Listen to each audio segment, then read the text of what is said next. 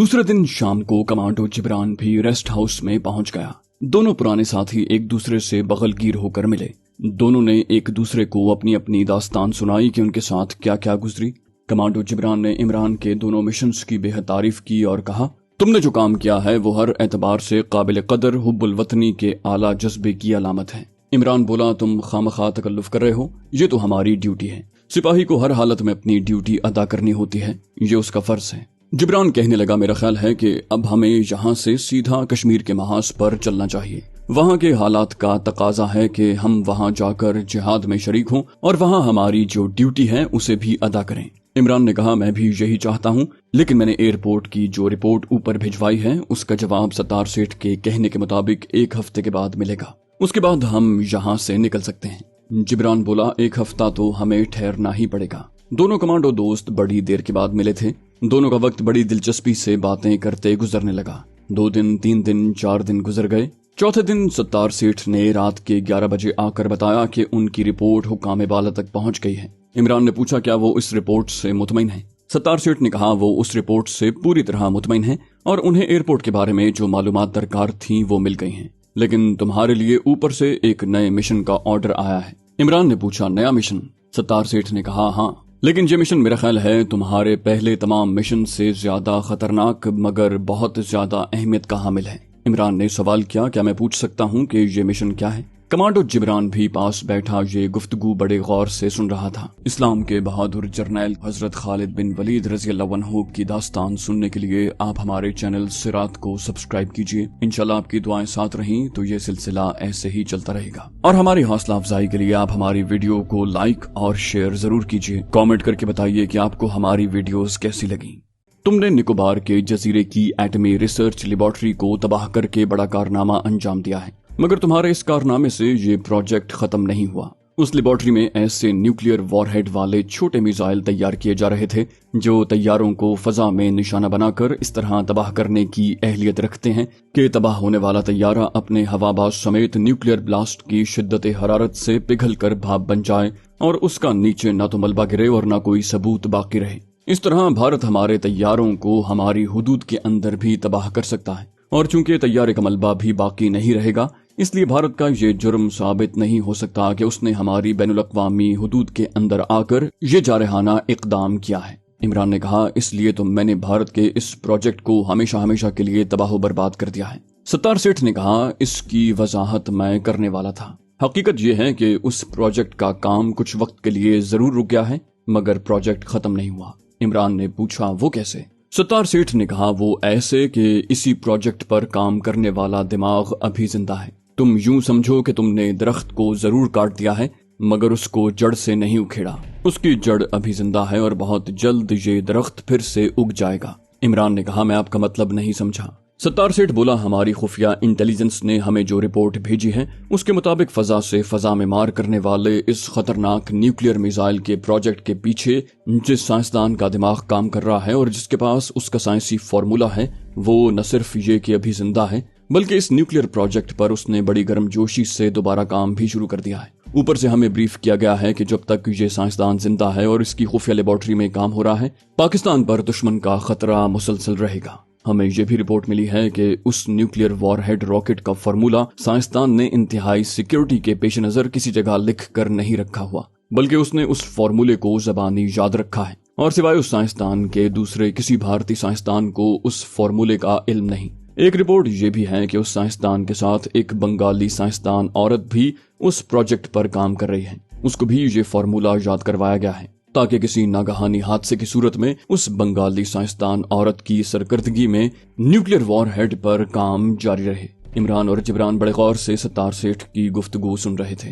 जिब्रान ने पूछा, उस साइंसदान का नाम क्या है और ये लोग इंडिया के अंदर किस खुफिया जगह पर उस प्रोजेक्ट पर काम कर रहे हैं या किसी दूसरे मुल्क मसलन इसराइल में उस पर काम हो रहा है? सत्तार सेठ बोला, इसमें कोई शक नहीं कि भारत ने इसराइल के साथ खुफिया जंगी मुआहिदा कर रखा है और इसराइल ही भारत को न्यूक्लियर प्लांट और न्यूक्लियर मिसाइलों और एटम बम की तैयारी में मदद दे रहा है। इसके बावजूद कि कोई मुल्क अपने किसी दोस्त मुल्क को भी खुफिया मुआहिदे के होते हुए भी ये इजाजत नहीं दे सकता कि वो उसके मुल्क के अंदर बैठकर इस किस्म के प्रोजेक्ट पर काम करे। ये काम छुपे नहीं रहते और इनसे मुल्क की बदनामी हो सकती है। اور دوسرا ملک اس کے خلاف UN میں بھی احتجاج کر سکتا ہے۔ چنانچہ بھارت یہ کام اپنے ملک کے اندر ہی جاری رکھے ہوئے ہے۔ عمران نے پوچھا، انڈیا میں وہ کون سی جگہ ہے جہاں اس پروجیکٹ پر یہ سائنسدان کام کو جاری رکھے ہوئے ہیں؟ ستار سیٹھ نے کہا، اس جگہ کو ہماری انٹیلیجنس بڑی گرم جوشی سے تلاش کر رہی ہے۔ مجھے یقین دلایا گیا ہے کہ ایک ہفتے کے اندر اندر اس پروجیکٹ کے خفیہ مقام کا سراغ مل جائے گا۔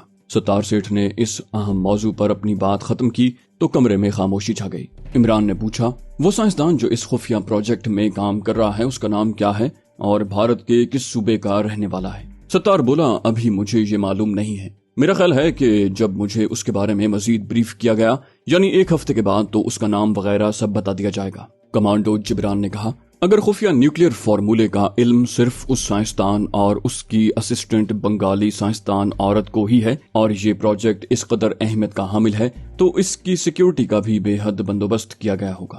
ستار سیٹھ کہنے لگا، بات یہ ہے کہ نکوبار جزیرے کے نیوکلیئر پروجیکٹ کی تباہی کے بعد اس کی سائنسی ورکشاپ کی سیکیورٹی بہت سخت کر دی گئی ہے، لیکن یہ سیکیورٹی کتنی ہے، اس کی نوعیت کیا ہے، کیا وہاں بھارت کی کوئی کمانڈو بٹالین تعینات ہے، اس کے بارے میں مجھے ابھی کچھ نہیں بتایا گیا۔ لیکن بہرحال تم لوگوں کو اس مشن کے لیے اپنے آپ کو ذہنی طور پر تیار کر لینا چاہیے، اس لیے کہ یہ بہت اہم مشن ہے، اور اس مشن میں نہ صرف یہ کہ آپ کو یہ خفیہ سائنسی ورکشاپ تباہ کرنی ہے، بلکہ دونوں سائنسدانوں کو بھی ختم کرنا ہوگا تاکہ ان کا ایجاد کردہ ہلاکت خیز فارمولا ان کے ساتھ ہی ہمیشہ کے لیے موت کی نیند سو جائے۔ کمانڈو عمران بولا، اس مشن کے لیے آپ ہمیں ہر وقت تیار ہی سمجھیں۔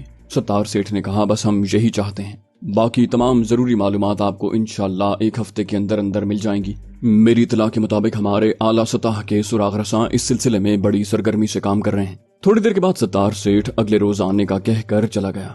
اس کے جانے کے بعد عمران نے بوڑھے ملازم سے کہہ کر چائے بنوائی اور دونوں کمانڈو دوست اس نئے مشن کے نشیب و فراز پر باتیں کرنے لگے۔ کمانڈو جبران کہنے لگا، میرا خیال ہے کہ اتنے حساس پروجیکٹ کی سیکیورٹی بہت زیادہ سخت ہوگی، اور اگر یہ پروجیکٹ بھارت کے ملک کے اندر ہی کسی جگہ پر ہے تو مجھے یقین ہے کہ کچھ نہیں تو بھارت کی کمانڈو فورس کی ایک بٹالین ضرور تعینات ہوگی۔ عمران نے چائے کا گھونٹ لیتے ہوئے کہا، انڈین کمانڈو فورس سے نمٹنا ہم جانتے ہیں، بلکہ یہی ہمارا کام ہے، لیکن اگر انہوں نے خفیہ پروجیکٹ کے ارد گرد زمین دوز سرنگیں بچھائی ہوئی ہیں تو یہ ہمارے لیے مسئلہ بن سکتی ہے، کیونکہ رات کے وقت تو ہمیں ان کا بالکل ہی پتہ نہیں چل سکتا۔ چنانچہ اس کے سدباب کے لیے پہلے ہمیں یہ معلوم کرنا پڑے گا کہ زمین دوز سرنگیں کہاں کہاں زمین کے اندر ہیں، اور یا پھر سرنگوں سے پاک کون سا راستہ پروجیکٹ تک جاتا ہے۔ کمانڈو جبران کہنے لگا، میرا خیال ہے کہ وہاں ان لوگوں نے بارودی سرنگیں نہیں بچھائی ہوں گی، یہ ان کے لیے بھی خطرناک ثابت ہو سکتی ہیں۔ اس طرف دشمن کی کسی کمپنی نے تو ایڈوانس نہیں کرنا کہ انہیں تباہ کرنے کے لیے بارودی سرنگیں بچھائی جائیں۔ انہیں اگر ڈر ہے تو صرف دوسرے ملک کے جاسوس کمانڈوز کا ہے، اور ان کے لیے انہوں نے ہر قسم کی سیکیورٹی کا انتظام کیا ہوگا۔ خاردار باڑ لگائی گئی ہوگی، مشین گنوں کے پوشیدہ مورچے بنائے گئے ہوں گے، درختوں اور ارد گرد کے ٹیلوں ٹبوں پر مچانوں کے واچ ٹاور تعمیر کیے گئے ہوں گے۔ سفید کپڑوں میں اپنے جاسوسوں کو چھوڑ رکھا ہوگا جو ٹارگٹ کے آس پاس منڈلاتے رہتے ہوں گے۔ کمانڈو عمران نے گہرا سانس لے کر کہا، ہاں ایسا انتظام تو ضرور ہوگا، بہرحال ایک ہفتے میں سب معلوم ہو جائے گا۔ ستار سیٹھ کا اعلیٰ خفیہ حلقوں سے برابر رابطہ تھا۔ وہ ہر روز رات کو عمران اور کمانڈو جبران سے ملاقات کرنے ریسٹ ہاؤس میں آتا اور تھوڑی دیر بیٹھ کر چلا جاتا۔ اسی طرح ایک ہفتہ گزر گیا، پھر ہفتے کے اوپر 2 دن مزید گزر گئے۔ عمران نے ستار سیٹھ سے کہا، ستار صاحب، کہیں اوپر کے حلقوں کی انٹیلیجنس دشمن کے خفیہ پروجیکٹ کا سراغ لگانے میں ناکام تو نہیں ہو گئی؟ اس نے ہلکے سے تبسم کے ساتھ کہا، تم ہماری انٹیلیجنس کی حیرت انگیز کارکردگی سے واقف نہیں ہو۔ یہ وہ لوگ ہیں جن کی نظریں بادلوں کے اوپر اور زمین اور سمندر کی گہرائیوں کے نیچے تک کا پتہ چلا لیتی ہیں۔ فکر نہ کرو، 1-2 دن میں سب معلوم ہو جائے گا۔ اور ایسا ہی ہوا۔ جس وقت یہ لوگ ریسٹ ہاؤس میں بیٹھے باتیں کر رہے تھے اس وقت رات کے 10 بجے کا وقت تھا۔ ستار سیٹھ کمانڈو عمران وغیرہ سے 10:15 بجے رخصت ہو کر چلا گیا۔ ٹھیک رات کے 12:15 بجے ستار سیٹھ کو خفیہ ذرائع سے مطلوبہ سگنل موصول ہوا کہ ہمارا آدمی خفیہ ورکشاپ کے بارے میں مکمل تفصیلات لے کر تمہارے پاس کل رات کے 10 بجے پہنچ جائے گا۔ ستار سیٹھ نے اسی وقت ریسٹ ہاؤس میں کمانڈو عمران کو فون کیا۔ گھنٹی بجتی رہی، پھر عمران نے ریسیور اٹھایا اور نیند بھری آواز میں ہیلو کیا تو ستار سیٹھ نے کہا، میں کل رات 10:15 بجے تمہارے پاس مطلوبہ معلومات لے کر آ جاؤں گا، تم وہیں رہنا۔ یہ کہہ کر اس نے فون بند کر دیا۔ ستار سیٹھ کی یہ ہدایت تھی کہ ریسٹ ہاؤس کے فون پر ہمیشہ مختصر اور خفیہ زبان میں بات کی جائے، کبھی بات کو کھول کر بیان نہ کیا جائے۔ उस वक्त कमांडो जिब्रान सो रहा था। इमरान ने उसे जगाना मुनासिब न समझा और टेबल लैंप बुझाकर खुद भी सो गया। दूसरे दिन नाश्ते पर उसने जिब्रान से कहा, रात सत्तार साहब का फोन आया था।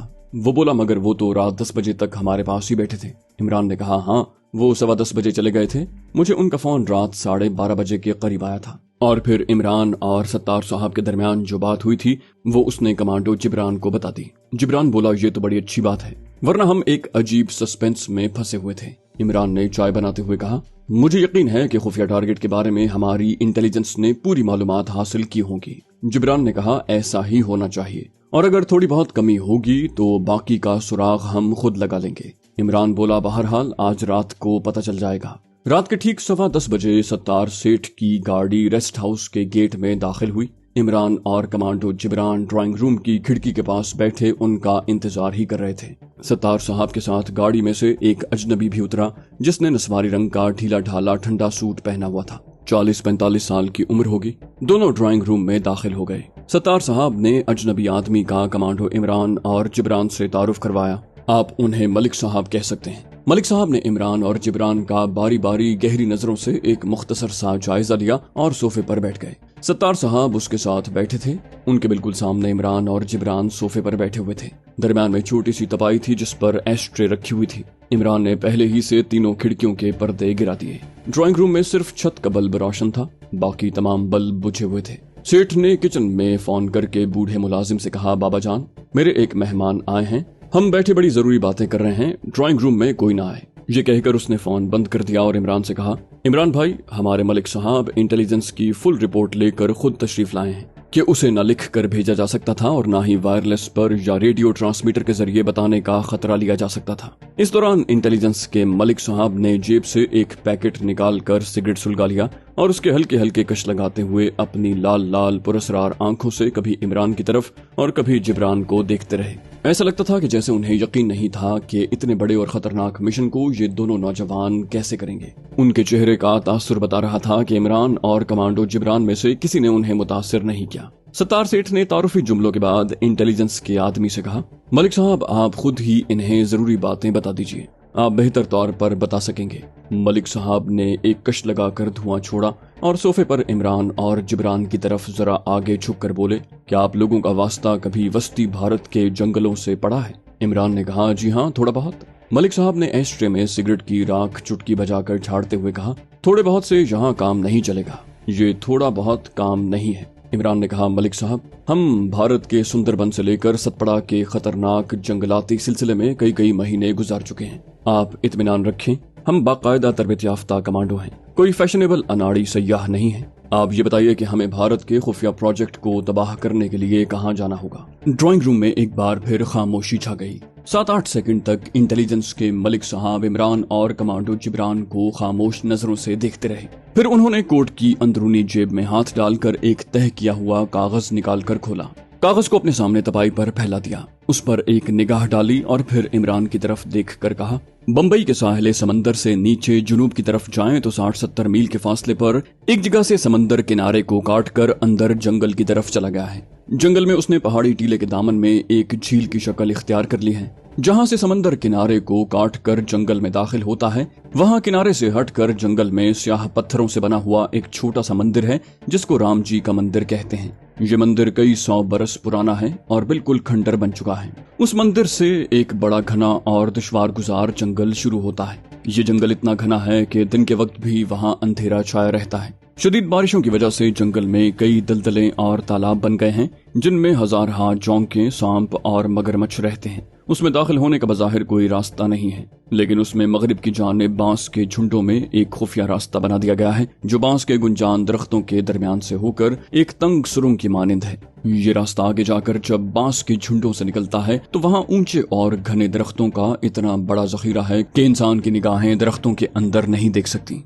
इन दरख्तों के दरमियान काफी आगे जाकर एक जगह से दरख्तों को गिराकर जगह को हमवार करके वहाँ लकड़ी और पत्थरों की मदद से एक छोटी सी इमारत तामीर की गई है। उस इमारत की शक्ल हिंदुओं के मंदिर की तरह है, लेकिन हकीकत में ये मंदिर नहीं है। इस मंदिर के अंदर छोटे छोटे लकड़ी की दीवारों वाले कमरे हैं। एक जमींदोज जनरेटर लगाकर उन कमरों को बिजली सप्लाई की गई है। वहीं एक जमींदोज ट्यूबवेल लगाकर वहां पानी की सहूलत भी मुहैया की गई है। हर कमरा मुकम्मल तौर पर एयर कंडीशनड है। इन कमरों में एक बड़ा कमरा भी है। ये वो खुफिया कमरा है जहां भारत के न्यूक्लियर रॉकेट के प्रोजेक्ट पर दिन रात काम हो रहा है। इस प्रोजेक्ट का इंचार्ज एक मरहट्टा साइंसदान है जिसका नाम डॉक्टर रघुपति है। एक बंगाली साइंसदान औरत उसकी असिस्टेंट भी है जिसका नाम डॉक्टर कमलावती है। उन दोनों की फोटो तुम्हें दिखा दी जाएंगी। उनके स्टाफ में सिर्फ 5-6 साइंसदान ही हैं। डॉक्टर रघुपति और उसके 5-6 साइंसदान सबके सब पुख्ता उम्र के हैं। डॉक्टर रघुपति की उम्र 65 बरस की हो चुकी है। उसके बारे में हमें जो रिपोर्ट मिली है वो ये है कि भारत के न्यूक्लियर प्रोग्राम के पीछे हकीकत में डॉक्टर रघुपति का दिमाग काम कर रहा है। मद्रास के डॉक्टर अब्दुल कलाम को भारत की हुकूमत ने सिर्फ इसलिए आगे किया हुआ है कि वो दुनिया को ये यकीन दिला सके कि भारत का ये मुसलमान साइंसदान भी पाकिस्तान के खिलाफ है। डॉक्टर अब्दुल कलाम, जिसको एटमी धमाके के बाद भारत सरकार ने उसके एटमी प्रोग्राम के सरबराह के तौर पर मशहूर किया था, असल में इसी मरहट्टा डॉक्टर रघुपति का असिस्टेंट था। लेकिन महज प्रोपेगेंडे के लिए भारत उसे आगे ले आया। हकीकत में भारत को एटमी ताकत बनाने वाला ये डॉक्टर रघुपति है। अब ये शख्स भारत की एयरफोर्स के इंतहाई हलाकत खेज न्यूक्लियर वॉरहेड वाले रॉकेट की तैयारियों में शब रोज मसरूफ है।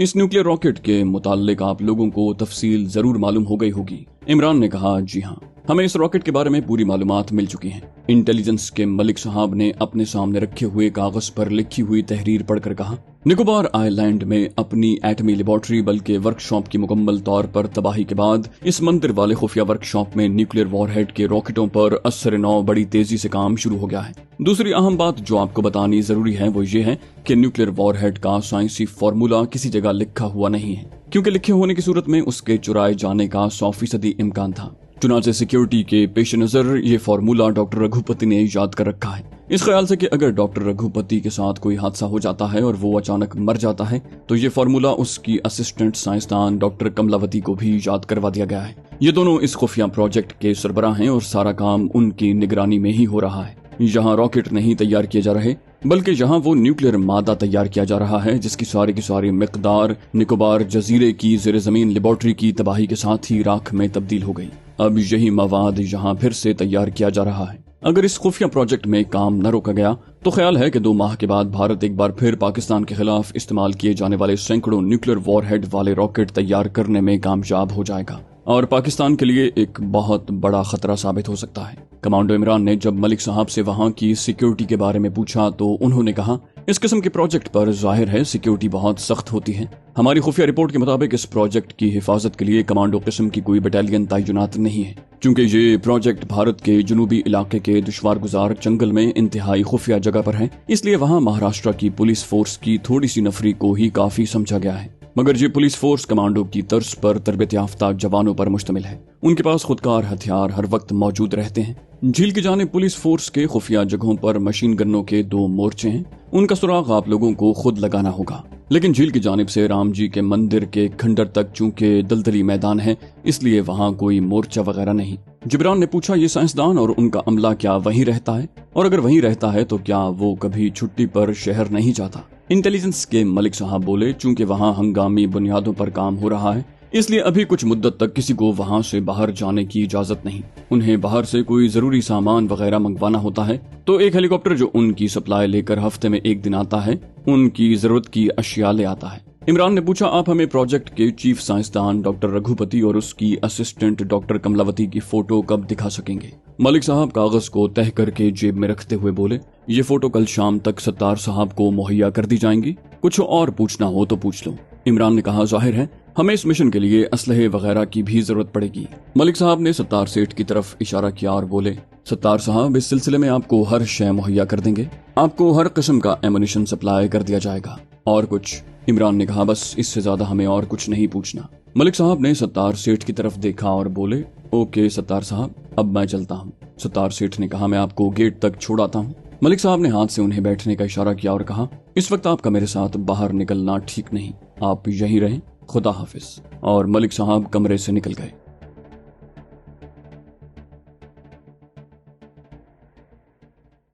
तो दोस्तों, ये थी हमारी आज की एपिसोड। उम्मीद करते हैं आपको हमारी कहानी पसंद आई होगी। जाने से पहले इस वीडियो को लाइक कीजिए और शेयर करना मत भूलिए। कमेंट करके हमें बताइए कि आपको हमारी वीडियो कैसी लगी। और अगर अभी तक आपने इस चैनल को सब्सक्राइब नहीं किया तो इसे सब्सक्राइब कीजिए और बेल आइकन दबाकर ऑल नोटिफिकेशंस ऑन कर लीजिए।